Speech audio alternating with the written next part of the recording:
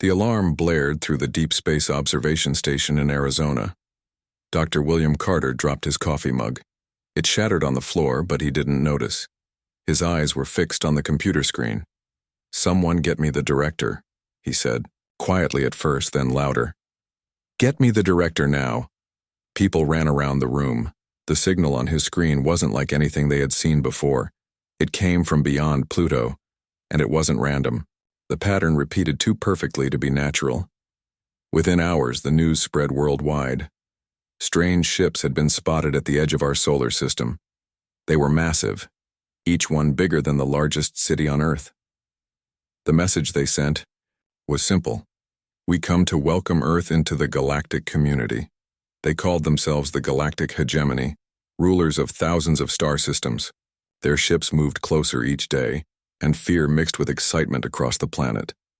Admiral Susan Rogers sat in her office at the United Defense Force headquarters. She didn't trust these aliens one bit. "What do we know about them so far?" she asked Commander Alan Briggs, her most trusted officer. "Not much, ma'am," Briggs answered. "They say they're peaceful. They want to meet our leaders next week. But something feels off." Rogers nodded. "I want you to put together a team. Watch everything these aliens do. Every word, every move. I don't care how friendly they seem." "Already on it," Briggs said. He handed her a tablet. "We caught this transmission between their ships. It's encrypted, but we managed to break part of it." Rogers read the partial translation and frowned. "Assessment of defense capabilities and resource extraction potential? That doesn't sound like friendly visitors to me." In a small bar in Boulder, Colorado, people gathered around the TV. Everyone was talking about the aliens. "I bet they have cures for all our diseases," said one man. "Or they're here to eat us," joked another. Natalie Frost wiped down the bar counter, half listening to the conversations. She had been running this place for 5 years after leaving college. Her life was simple, and she liked it that way. Aliens from space weren't part of her plans. The door opened and her father walked in. Jack Frost had been in the military for 30 years before retiring. His face looked grim. "Dad? What's wrong?" Natalie asked as he sat down. Jack looked around to make sure no one was listening. "I just got off the phone with some old friends at the Pentagon. These aliens? They're not what they seem." Natalie rolled her eyes. "Dad, not everything is a conspiracy." "This isn't a conspiracy. My contacts say these aliens have visited hundreds of worlds. They offer friendship and technology. Then they take over."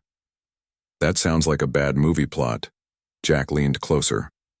"Did you know the mayor was called to Washington yesterday? Special meeting about the aliens. He came back looking strange, like he wasn't himself." Natalie frowned. She had seen the mayor earlier that day. He did seem different, almost robotic. The next day, the world watched as the United Nations prepared for the first meeting with the aliens. They chose a newly built space platform as neutral ground.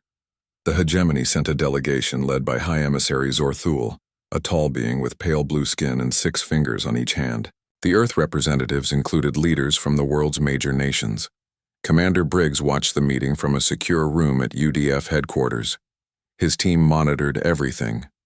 "Look at their technology," said Linda Powell, their computer expert. "Those devices they're carrying? They're scanning our people, collecting data." Briggs nodded. "Keep recording everything." On the screen, Zorthul spoke in perfect English. "The Galactic Hegemony welcomes Earth to the greater community of worlds. We offer you technology beyond your dreams, medicine that can cure any disease, protection from the dangers of space." The UN Secretary General smiled. "And what does Earth offer in return?" "Very little," Zorthul said with a gesture that might have been a smile. "Simply join our empire as a protectorate. Allow us to establish bases on your world. Share your resources, which you have in abundance. Your lives will improve dramatically." "This is a big decision," said the Secretary General. "We would need time to consider." "Of course," said Zorthul. "We are not barbarians. You have 1 week to consider our generous offer." As the meeting ended, Briggs got a message from another agent who had managed to place a tiny listening device on one of the hegemony's smaller ships. "Sir, you need to hear this," said the agent, sending an audio file. The recording was short. 2 alien voices spoke in their language, but the translation software worked well enough. The humans seem receptive. They have no idea what awaits them. Their planet is ideal. Rich in resources we need, the population will provide excellent labor once processed. The High Emissary gives them 1 week, but preparations should begin now. Mark the key targets for enhancement. Briggs immediately called Admiral Rogers. "They're planning something," he said. "We need to warn everyone." "Do it carefully," Rogers replied.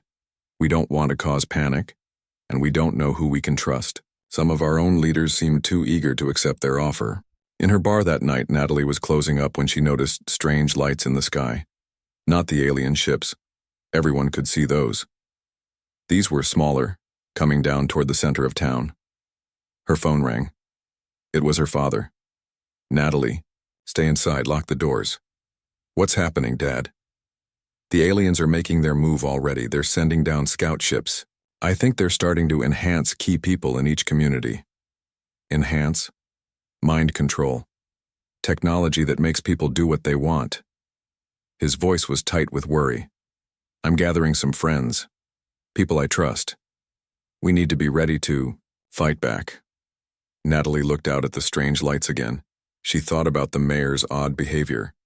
"What can I do?" "For now, watch and listen. Write down anyone who starts acting differently. We'll need that information." As she hung up, Natalie realized her simple life was over. In just a few days, everything had changed. Aliens from space weren't just real. They were a threat, and somehow she was now part of the resistance. In Washington, Admiral Rogers looked at the evidence Commander Briggs had gathered. The hegemony's ships were positioning themselves above major cities. Their diplomatic gifts contained technology that could monitor and influence humans. Their real communications revealed plans very different from their public promises. "1 week," she said. "We have 1 week to prepare before they expect our answer." "What do you think that answer will be?" Briggs asked. Rogers looked at the stars, through her window, where the massive alien ships loomed. "If I have anything to say about it, Commander, we'll be telling them exactly where they can go." Dr. Elizabeth Klein stared at the sample under her microscope. She had been working for 16 hours straight in the government lab buried deep below the Rocky Mountains. The hegemony had given Earth several gifts of their technology. Her job was to figure out what they really did. "Kevin, come look at this," she called to her lab partner. Dr. Kevin Martinez leaned over her shoulder. "What am I looking at?" "These tiny devices inside the medical scanner they gave us. They're not just for scanning. They're collecting biological data." Kevin frowned. "Like what kind of data?" "DNA, blood chemistry, brain patterns. Everything you would need if you wanted to control someone or change them." Elizabeth pushed back from the microscope, rubbing her tired eyes. "We need to report this right away."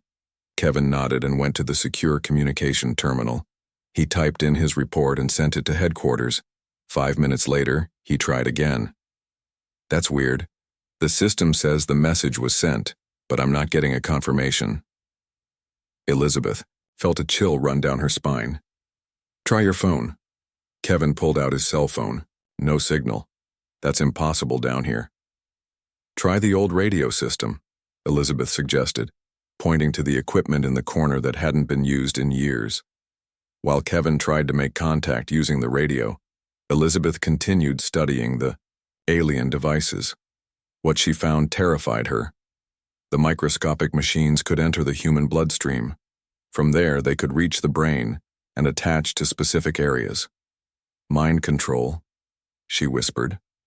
"They're planning to take us over from within."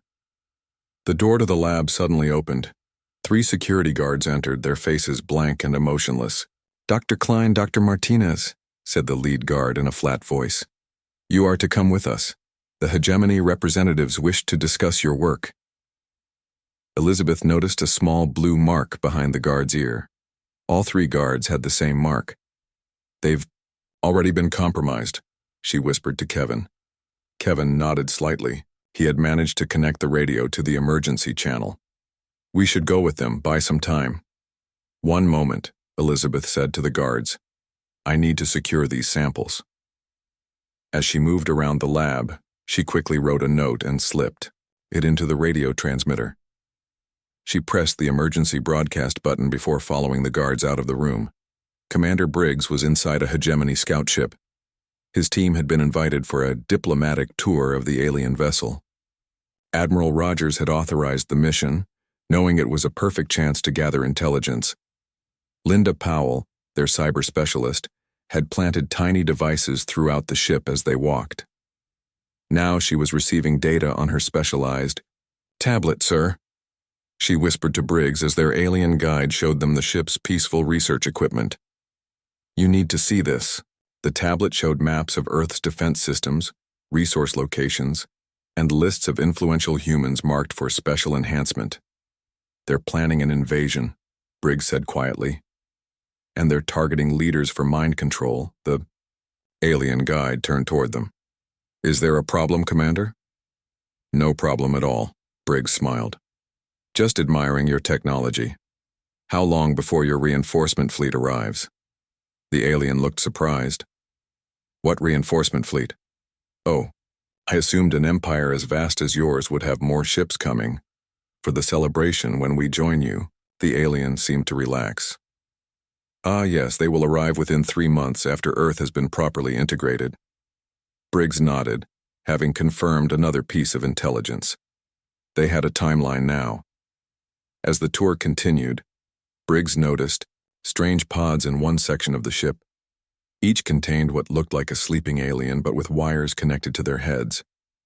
What are these? He asked. Sleep chambers for long journeys, said the guide quickly. Nothing of interest. But Briggs had seen something important. Some of those beings weren't from the hegemony. They were different species. And they didn't look like they were sleeping peacefully. Later that evening, Natalie Frost watched more strange lights landing near Town Hall. Since her talk with her father, she had been carefully observing the changes in her town. The mayor wasn't the only one acting strangely now. The police chief, school principal, and several business owners all had the same blank stare and robotic movements. They all had meetings with the Hegemony Cultural Exchange team. Natalie picked up her phone when it buzzed. It was her father.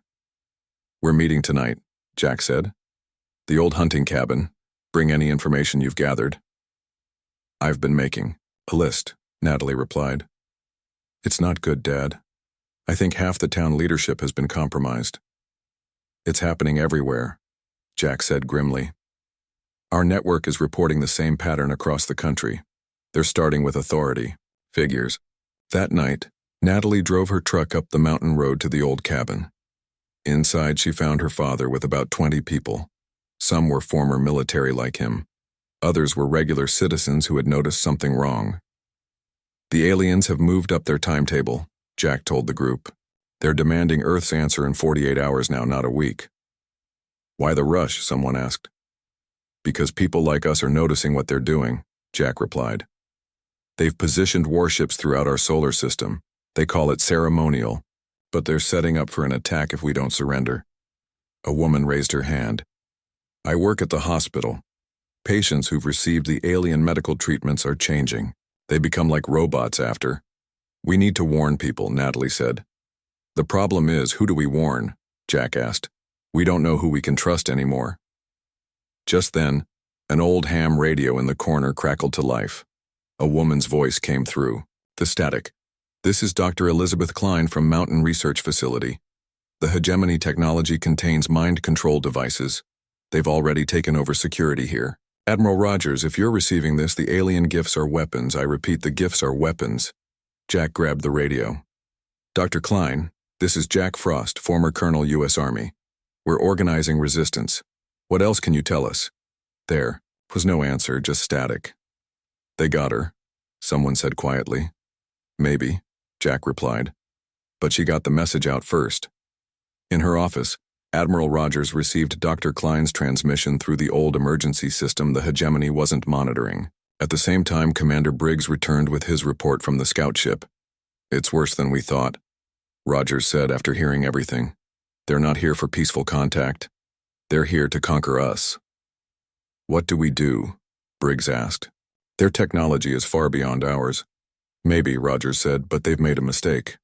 They think we're just another easy target. They don't understand humans very well. She stood and walked to a hidden panel in her office wall. Behind it was a red button. It's time to activate Operation Porcupine, she said, and show these aliens that Earth isn't going to roll over and surrender.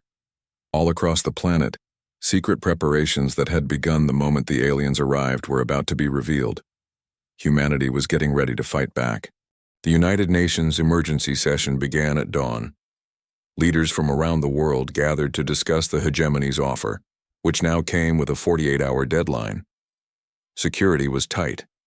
Every person entering the building was scanned for the small, blue mark that had become the sign of alien control. President Olivia Harrison of the United States addressed the assembly. We face the most important decision in human history. The galactic hegemony offers us technology and protection, but at what cost? The Chinese premier stood. Their ships are positioned over every major city on Earth. Their technology is far beyond ours. We must be practical. Fighting would mean destruction. Perhaps, said the Russian president. But surrender might mean the end of humanity as we know it. The debate continued for hours. Some nations, afraid of the aliens' power, wanted to accept their offer. Others weren't ready to give up Earth's freedom so easily. Then Admiral Rogers entered with Commander Briggs. They brought Dr. Elizabeth Klein and Dr. Kevin Martinez, who had escaped from their lab after sending their warning. Before you decide, Rogers said, you need to see what we've discovered. Dr. Klein stepped forward. She looked tired but determined. The hegemony's gifts aren't gifts at all. They're weapons against us. She held up a small device. This is from their medical scanner. It contains nanobots designed to enter the human body and attach to the brain. They make people obey the hegemony's commands while thinking they're acting on their own. Several leaders shifted uncomfortably in their seats. That's absurd, said one man, the Prime Minister of Canada. Rogers noticed the small blue mark behind his ear. Dr. Martinez stepped forward with a tablet. We've examined the hegemony's technology. Every piece has hidden functions. Their communication devices record everything we say. Their food supplements change human biology. These are serious accusations, said the UN Secretary General. Do you have proof? Dr. Klein nodded to Commander Briggs, who played a video on the large screen. It showed security camera footage of people who had received hegemony enhancements. Their movements were robotic. They spoke in flat voices, repeating alien talking. Points, these were free people 2 days ago, Rogers said. Now they serve the hegemony. The room fell silent. Then another video appeared on the screen.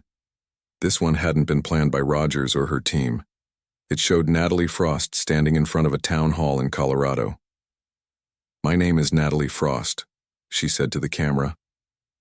Yesterday, our mayor and police chief received special treatment from the hegemony visitors. Today they're ordering people to accept alien implants. This is happening across the country. The video showed people with blank expressions lining up to receive injections from alien devices. Then it showed Natalie's father, Jack, and his resistance fighters helping others escape.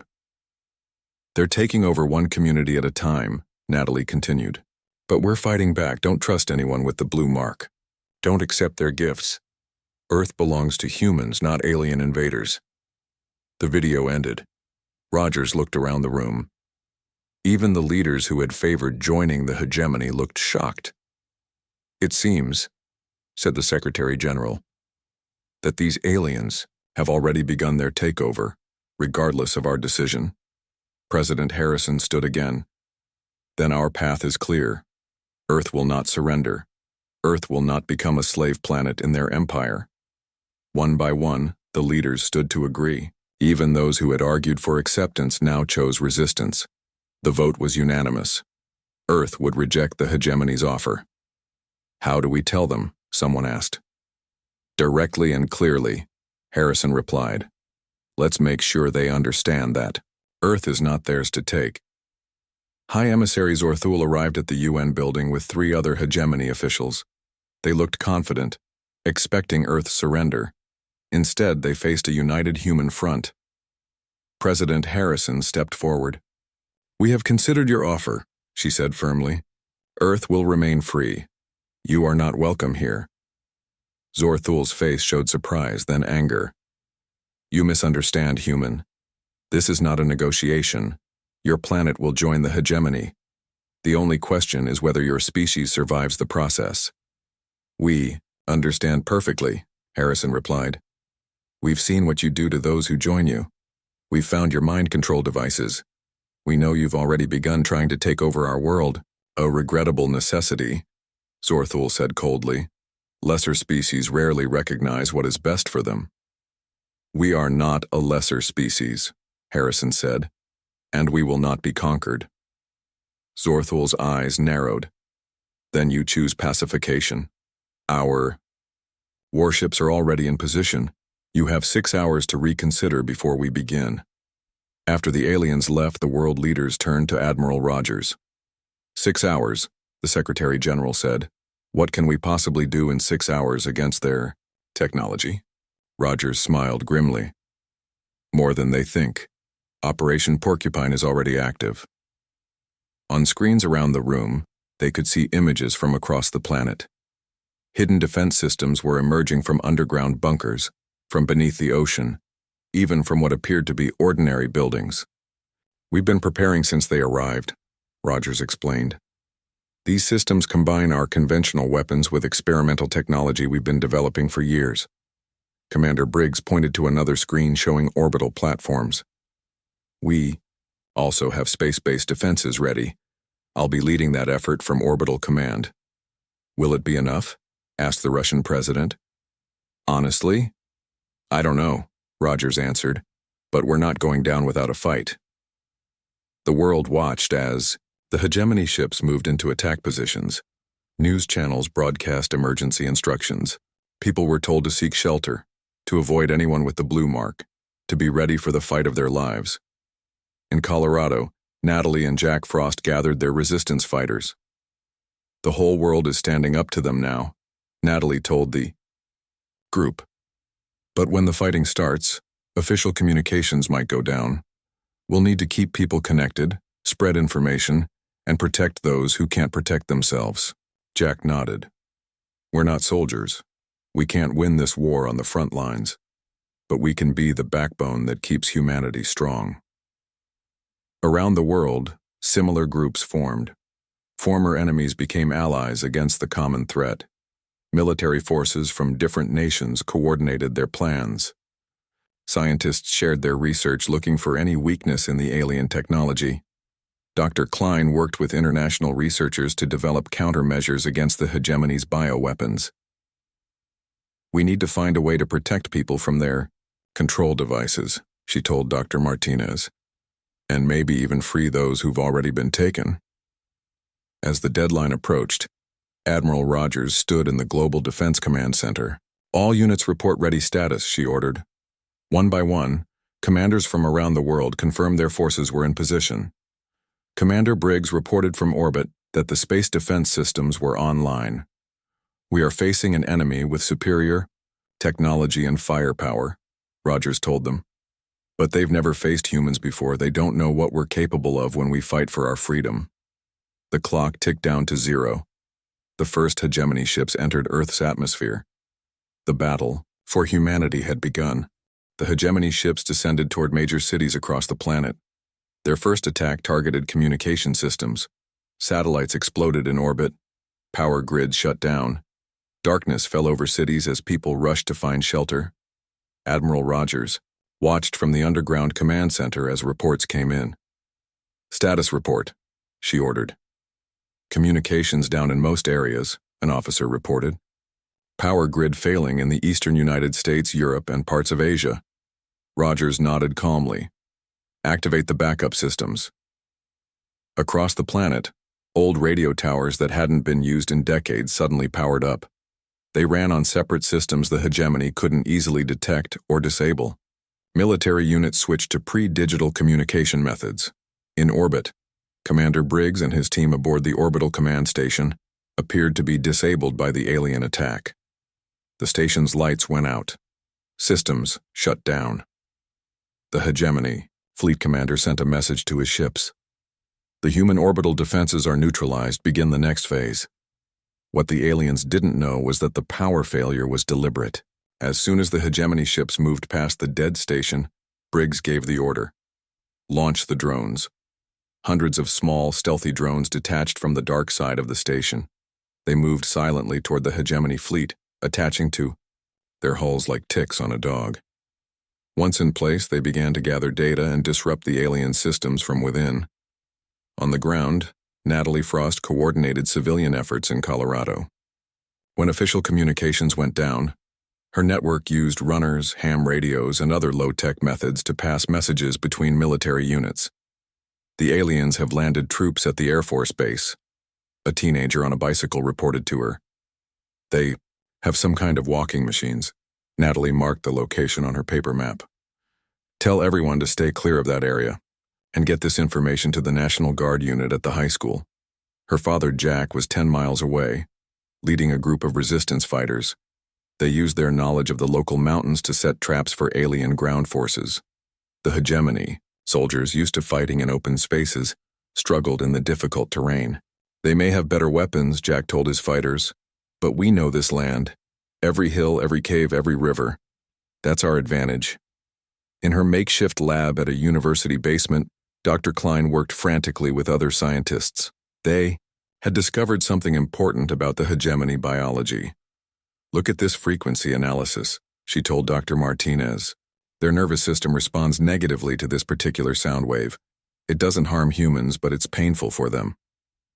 Can we use it as a weapon? Martinez asked. We need to amplify it, Klein said. Create devices that can broadcast this frequency. Martinez nodded. I'll contact the engineering team. If we can distribute these devices to defense forces and resistance groups, Klein added. Everyone fighting needs this advantage. The battle raged across the planet. The Hegemony had superior weapons and technology, but humans fought with unexpected creativity. When aliens disabled modern weapons, soldiers used older ones. When high-tech communications failed, people used signal fires and mirrors. Every step the aliens took met resistance. The turning point came on the third day of fighting.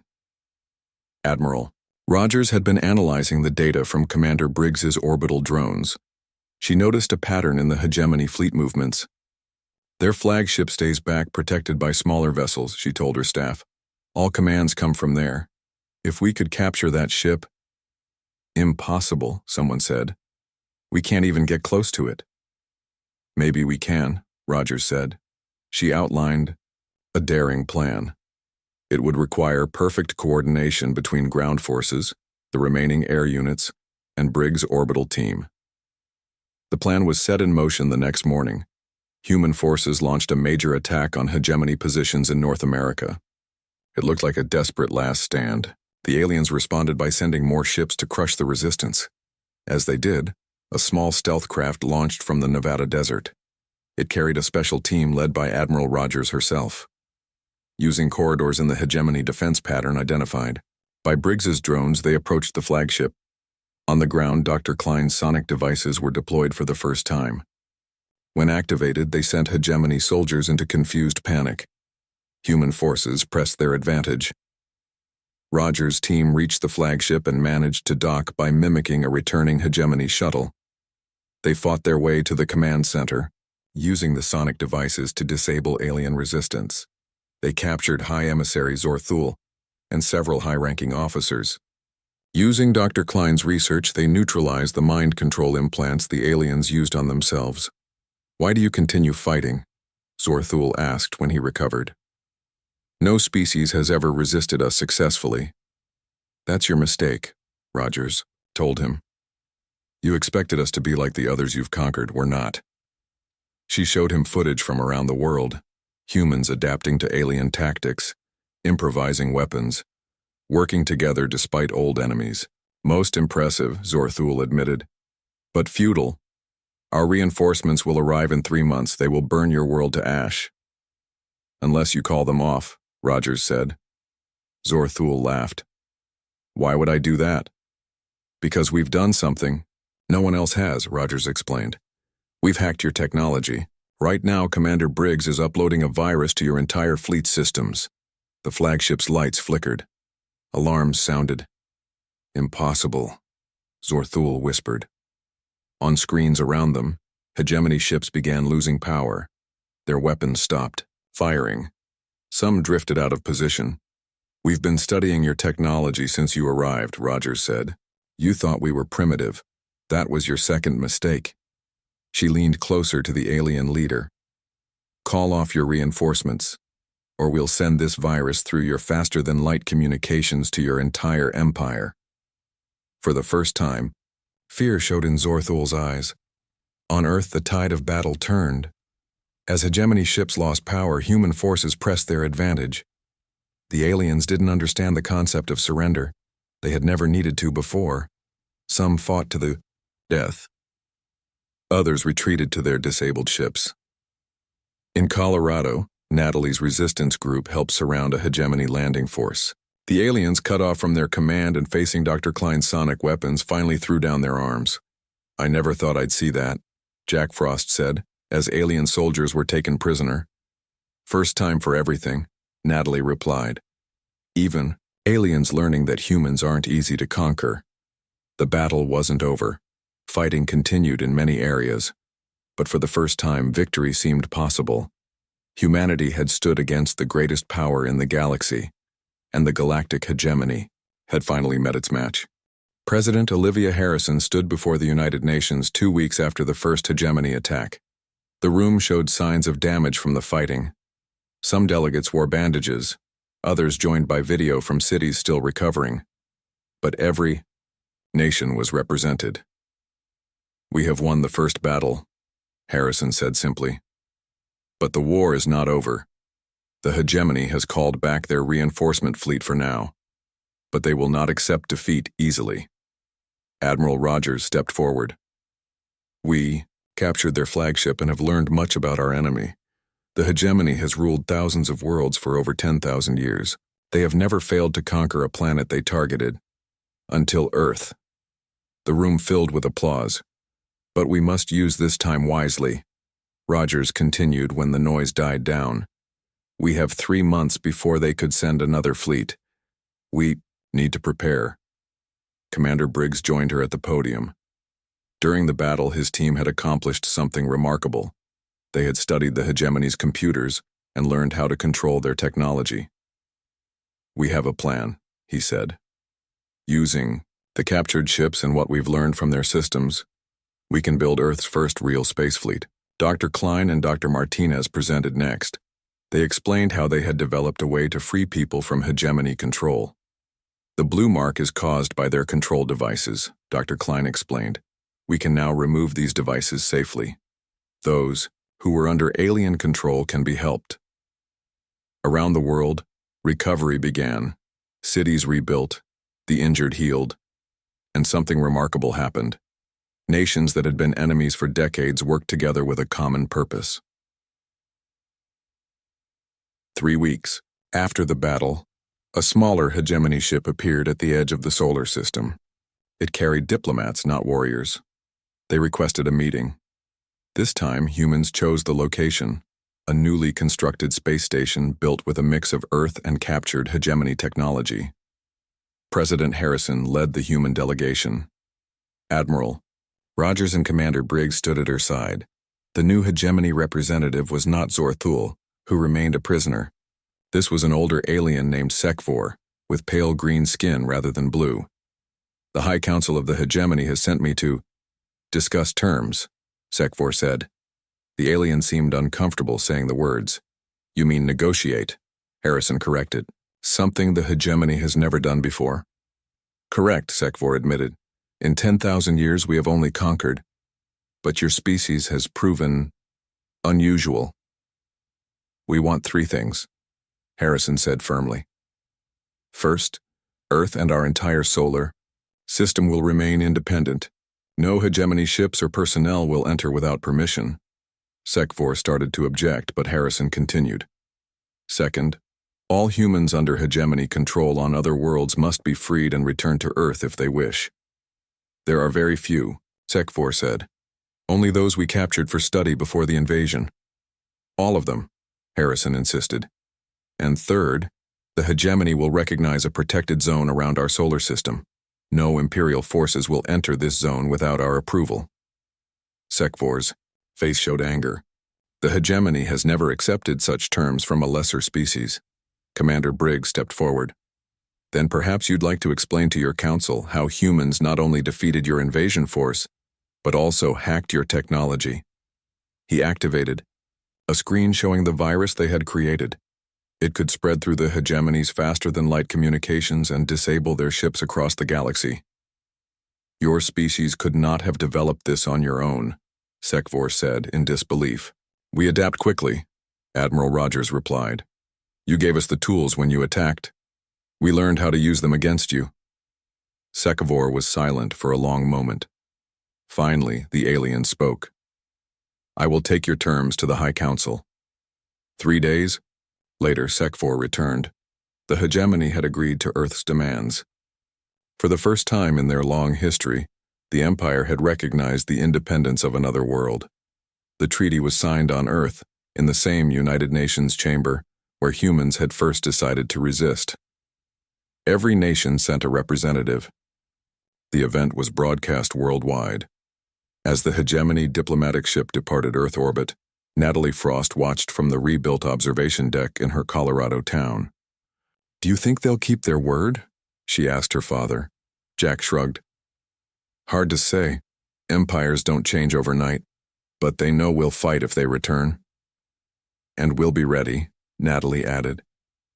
In the months that followed, Earth underwent rapid changes. Scientists studied the captured alien technology. Engineers built new defenses. The first true human space fleet took shape, using designs based on hegemony ships but improved by human innovation. Dr. Klein headed a new institute focused on understanding alien biology and technology. Her work helped free those who had been under hegemony control. Among the first to be treated was the town mayor Natalie had first noticed acting strangely. I remember everything they made me do, he told Natalie after his recovery. But I couldn't stop myself. It was like being trapped in my own body. It wasn't your fault, she assured him, and it's over now. Commander Briggs led the development of Earth's Space Defense Force. Young people from around the world volunteered to train as the first generation of space crews. Their flagship was built from the captured hegemony vessel, redesigned and renamed Earth's Defiance. Admiral Rogers worked with President Harrison to create a new global structure. Old rivalries didn't disappear completely, but nations found ways to cooperate on planetary defense. Jack Frost's Resistance Network evolved into a civilian watchdog organization. They monitored the use of alien technology, making sure it wasn't misused by governments or corporations. We fought to stay free from alien control, Jack often said. We need to make sure we don't create our own version of the hegemony. 1 year after the invasion, Earth sent its first diplomatic mission to nearby star systems. Led by Natalie Frost, who had shown remarkable leadership during the crisis, they carried a message different from the hegemony's demands for submission. We come as equals, their message began. To share knowledge and friendship, not to conquer. Word spread across the galaxy. Earth, the small blue planet that had defied an empire, offered another way. For species long oppressed by the hegemony, it sparked hope. The galactic hegemony still ruled much of the galaxy, but for the first time in 10,000 years, its power had limits. Earth had drawn a line and declared, "You are not welcome here," and the universe had changed forever.